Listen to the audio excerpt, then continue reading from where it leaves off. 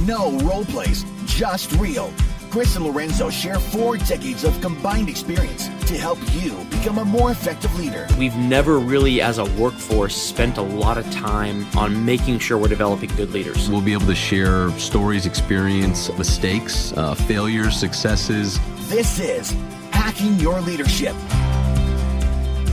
Welcome to Hacking Your Leadership. I'm Chris. And I'm Lorenzo. And Lorenzo, on this episode, we're going to be talking about the third leadership theory from the Monday.com article on understanding and implementing leadership theories. If you haven't listened to our last 2 episodes, you should go back and do that.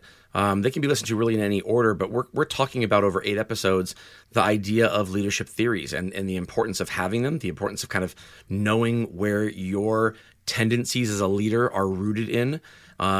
2 weeks ago, we talked about the great man or the great person theory. Last week, we talked about trait theory, and they're very similar. This week, we're going to be talking about one that kind of is basically the exact opposite of the other two, which is behavioral theory. And, behavioral theory, in a nutshell, basically, it says that, leaders aren't born, they're made.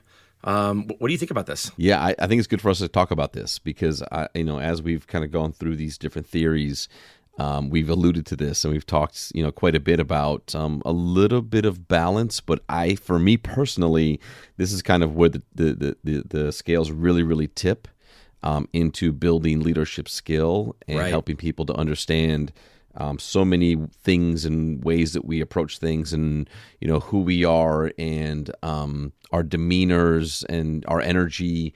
All these things can be self-reflected, they can be improved upon, and they can have an impact on whether or not you're capable of influencing people in a positive way and being a good leader. Yeah, I agree with that. I think that the great person theory and trait theory, the reason why there's a part of me, like a little naggy thing in the back of my brain that says this can't be it, is I guess it's my tendency to not want to assume that things are decided for us. That we have no control over something. It's almost excusing, like, if a person is a terrible leader, if they're bad with their people, if they treat people poorly, that's like, well, I guess they were not born a good leader. Oh well, it's like, well, no, then they shouldn't be leading people, right? And it kind of excuses bad leadership as almost something that they can't control, like their hair color. And I don't like that. I don't like that concept. I like the idea that if you focus on something and if you do the things that if it's important to you to improve upon, and if you watch others who are good at it and you learn from others and you take the time, that you can learn to do this, that you can be a good leader even if you weren't one. And it might be easier for some people than others, depending on what their natural tendencies are, what their traits are. But the idea that you can't impact it at all or very little is just not something that I like a lot. My background's in psychology, and so I like watching what makes people tick and why people do the things that they do. And so behavioral theory kind of goes right up my alley here, where I want to when I lead a team of people, I'm leading each person on that team differently depending on what it appears that person needs. Now, if it was based on something that was inherent in me, then by definition it would say that, I'll be a good leader to this group of people, but not to this group of people because I am who I am. And I already know that I'm a different leader for different people. And I know many leaders who are different with different people depending on who they're dealing with at the time and what that person needs. So yeah, this seems just a lot more like all is right with the world, talking about it from a behavioral standpoint. Yeah, I agree. No, and I think a part of this that it discusses is kind of recognizing that different situations need different actions and behaviors, and that these can be learned by observing others. When we start thinking about things like mentorship and leaders creating better leaders, and again, like we've shared transparently on this podcast, that sometimes you learn from watching others and say, like, that's not what I'm going to do. Like I remember how that made me feel, or remember how that impacted me from a negative standpoint. So lesson learned, and I want to make sure I never do that. As I am responsible for people, but I really think that this is, in my mind, the vast majority of space that we should be considering, thinking about, and the perspective that we have around leadership. Because if you have people that have a good value structure, if you have people that are saying, I want to be a good leader, I want to be a better leader, I want to learn, I want to grow, I want to develop, then this is the theory that is most likely going to be the most helpful for them in really making sure they get what they need. But it does require a high level of observation. It requires a good amount of aptitude. It requires leaders who are learning about themselves consistently and challenging themselves to show up differently for different types of leaders.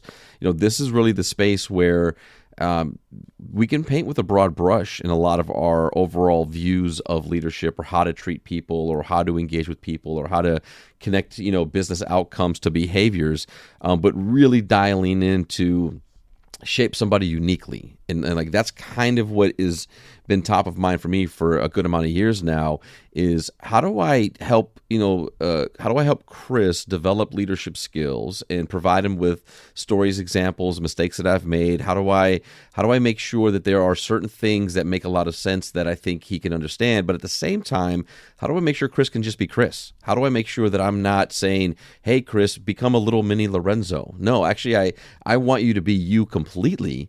And there will be things that in your leadership that you may need to look at, may need to refine, may need to reduce, that may not be things in my leadership. So it might even be difficult for me as your leader to understand that and to help you work through that if I've never had to work through those types of things. And that's why it's so important for leaders to continue to learn and have self-reflection and consider what might be best necessary for Chris to be successful. And I might cover 80% of that, maybe 90% of that if I'm lucky. But there's always going to be that 10 or 20% of what you need that as a leader, I'm probably not going to be able to fulfill, simply because these are things that I've not dealt with, that I've not had to work through, or that may just be a different type of perspective in the work that I have personally. Right. And an example right from the Monday.com article is one that I had to read through a couple of times because it was inherently hard for me to wrap my brain around for the moment until I realized what they were saying. And the example they give is a leader who is more concerned with performance than people will solve a problem by analyzing processes to see where improvements can be made. Whereas a leader who's more concerned with people than with performance will go directly to the team and ask the team what the issue is and how they can resolve it. And in my mind, I'm thinking, well, clearly there's one that's better than the other there. You want to be more concerned with the people than with the performance, and then you go to your team and you ask. And what this is saying is no, there is not one that is better than the other. That a person who is naturally more concerned with performance than with people, that alone is not a litmus test for good or bad leadership. That a person like that can still be a good leader by analyzing processes and seeing where improvements can be made. How that strategy is delivered and implemented will take into account people skills. But a person who does care about performance more than people can still get the job done. They can still show that what their decision process was rooted in something concrete and in data, and they can kind of sell it to their team in a way that says this is the way to go, and they can become a predictable leader, and they can still do the things that their people need them to do in order to lead that team. That doesn't necessarily mean they're not as good. Just because my natural tendency would be let's go right to the team, ask what the issue is and how they can resolve it. What that really says is that, yeah, I might care about the people piece more than the performance piece, but that can bite me in the butt too sometimes. Because if I am not analyzing processes to see where improvements can be made, if I'm relying on my team, it can leave me with blind spots that I don't get because I'm not diving into the numbers the same way that another leader might. And so, again, there is no single right way. And a person who is more inclined to go one way versus another just needs to know that about themselves and then take steps to make up the difference where they can't find it. So if I'm more concerned about the people piece than the performance piece, and I go right to my team and ask them, maybe I have Lorenzo on my team who I know that he's more concerned with the performance piece than the people piece, and he can dive into the analytics, and then the two of us together can kind of solve this problem, or vice versa. So yeah, it's the tendency of me to kind of place a hierarchy on it is that, people who care about the leaders who care about people are better than leaders who care about the performance, was wrong. And that's why it was tough for me to kind of read through that at first until I realized what they were saying. Yeah, and I like the fact that this is about like looking at actions and behaviors to kind of characterize leaders instead of traits or innate abilities. And basically what that means is you get judged by what you do, right? So Right. Even if you have traits or innate abilities that are good and that are good leadership things, how you show up for your people and the work that you do and how you adjust those for what's needed for the individual, or to your point, for the process or for the project, that's really what this is talking about. Is are you able to kind of bottle what makes you an influential person, which is kind of like leadership, and are you able to take those traits and those types of things to then utilize those to inform your behaviors and how you go about doing the work or how you go about leading people, unique to what's needed in the moment, right? Because you can have, to your point, like you can have the person who was like, I'm people first. I believe in development. I want to have a positive influence. I want to go to my team to empower them. Like you can have that level of leader, that person that leads in that way, and then go back and say, yeah, but what my team needs right now is for me to take a look at this and take my 20 years of experience and see where the process hole gap is, and then present that to them and teach them. Because going to them and asking them to solve for something that maybe they have no experience with or they're not comfortable with can cause frustration and can cause there to be an environment or a culture that's not what you're looking for. Taking what you have and saying, let me provide you guidance here. Let me provide you some perspective here. And let me explain how these things play out and what these things are, how these things are going to impact you or the business.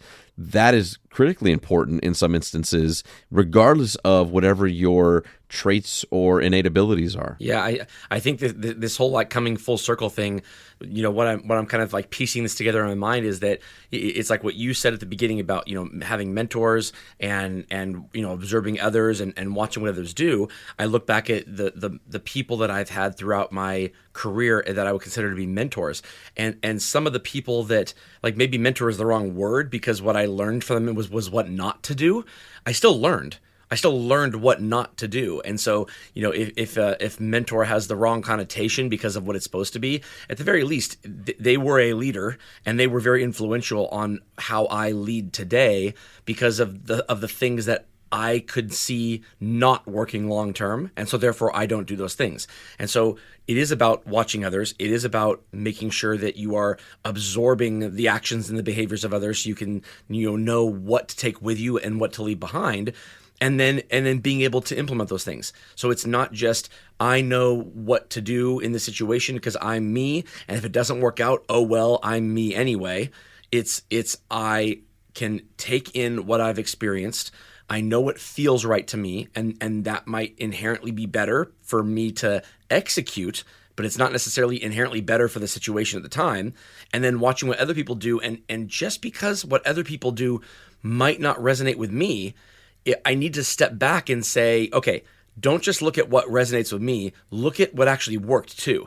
And if something doesn't necessarily resonate with me, but it worked, then I need to do one of two things. Either get better at doing that thing also, or surround myself with people or include people on my team that can pick up the slack where I can't get it done. Talk to people about how to talk to the person who I watched do it, who got it done well using that thing that didn't inherently resonate with me, and say, hey, I watched you kind of make this thing better, but you didn't go to your team and ask them what they wanted to do. You just kind of told them what to do. And I feel like when I tell my team what to do, they just look at me like, why is Chris telling me what to do? but if I go and sit down with them and I involve them in the process, I tend to get the results that I'm looking for. How are you able to get the results you're looking for without going through that process? And it might not be something that I ever am as good at doing as that other person, but I need to at least accept the validity that it exists. And that person might have a different tendency or a different way about going about doing it. But if it works, it works. And my way might take longer than is allowed in certain situations, depending on how fast the needle has to move. And so yeah, it's this idea that just because something that you have done works well doesn't mean doing it differently is therefore a bad way of doing it. It just means that different people resonate with different things, and you have to make sure you are kind of tailoring your process to the environment. Yeah. So let me ask you, because I think so much of this is around.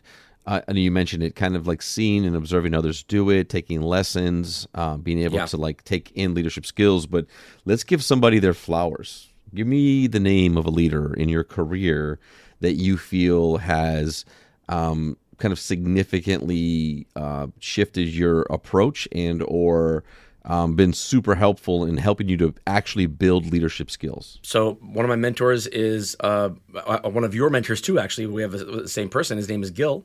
And one of the things that I watched him do in the moment is clear the air of the things that people are thinking so that I, as a leader, am never seen as being disingenuous or that I am not accepting of what reality is.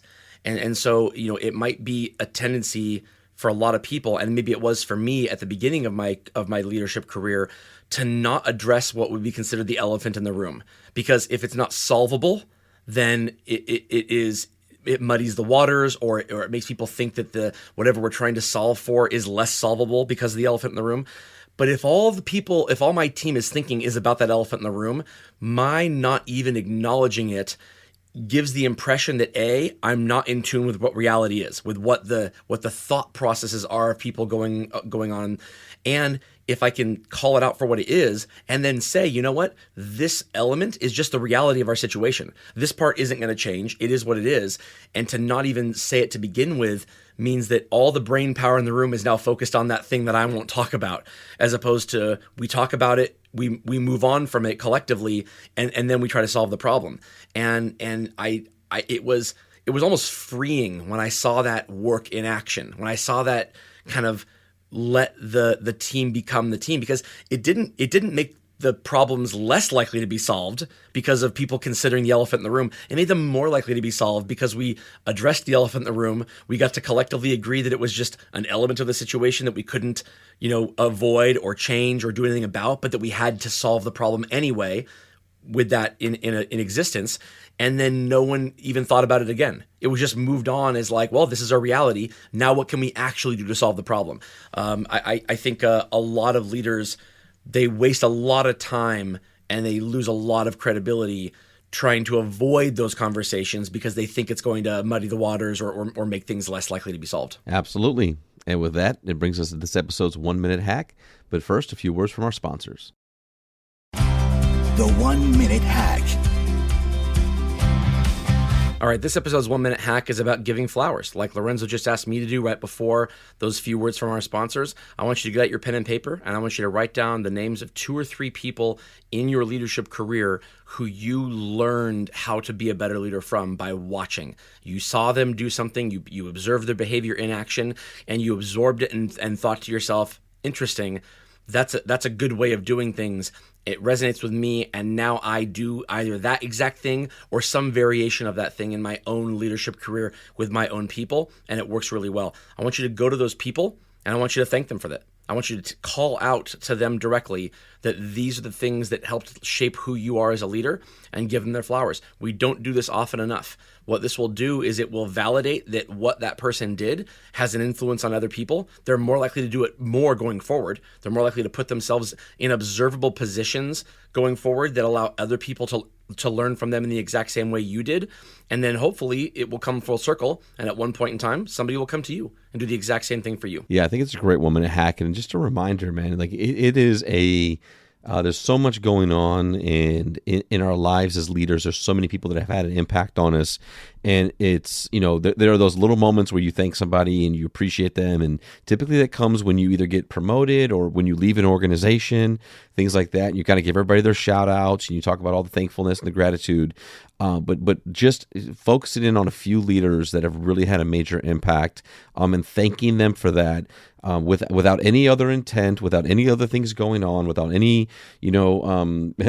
group building sessions or whatever the case is, but just out of the blue, letting somebody know how you feel about them and the work that they did for you as a leader, I think is so important, and is something that we should continue to do as a leadership culture and society, of making sure that great leaders know and understand how much they are appreciated, because they are those that shape the future leaders. That's what we want to do for this audience and any of you that are listening. That's our responsibility in leadership is make ourselves better to make our people better, but also make sure that that we are paying homage to those that were before us and that really did some great work for us in our own personal development. Yeah, I agree with that. I also think that there are elements that you will find going through this process that seem accidental or happenstance. So this isn't about leaders who were teaching you how to be a good leader. Watch what I do here. See how I lead this team?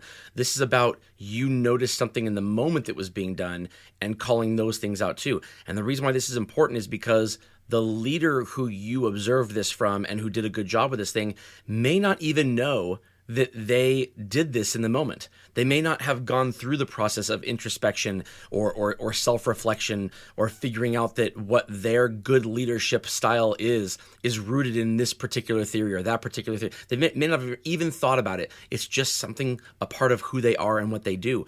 Calling it out as a positive thing will cause them to think about it too. It will cause them to think through those processes, and they'll start to become more intentional on them when maybe they weren't intentional already. And that might be able to positively influence even more people than it would have been had you never called it out. Absolutely. And with that, it brings us to the end of this episode. This is Hacking Your Leadership. I'm Lorenzo. And I'm Chris. And we'll talk to you all next time.